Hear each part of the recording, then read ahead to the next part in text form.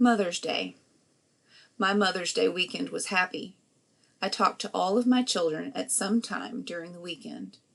Sunday morning, my son sang the 90 and 9 at church as my special Mother's Day favor and took me out to Sunday dinner. Later in the day, I recalled one of my most vivid Mother's Day memories. In the 1930s, the middle of the Great Depression, we were living on a tenant farm in Henderson County, Kentucky, where my father raised 7 back-breaking acres of dark tobacco each year. The 1924 Buick was sitting in the side yard as eating and feeding the farm animals took priority over having a means of transportation.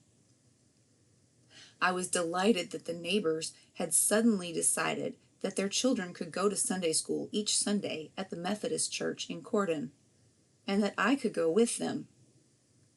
Mother's Day dawned clear and beautiful. Mother had made me a new brown and yellow pique dress. I was bathed, my dress starched and ironed, my patent leather Mary Janes shined with a split-open biscuit. The lone rose bush in the grassless front yard had yielded 1 red rose for me to wear in honor of my living mother. I waited for the Little Pages' car to come by and take me to Sunday school, where I could show off my finery. When they came by, they stopped and told me they were not going to Sunday school that day. They were going to visit Mrs. Little Page's mother. My 11-year-old heart was broken. I threw myself on the bed, not caring if I mussed up the made-up feather bed, or crushed the rose, or wrinkled my starched dress. I cried and cried, refusing to be comforted by my mother, who promised that my daddy would take me to Sunday school in the road wagon the next Sunday if necessary.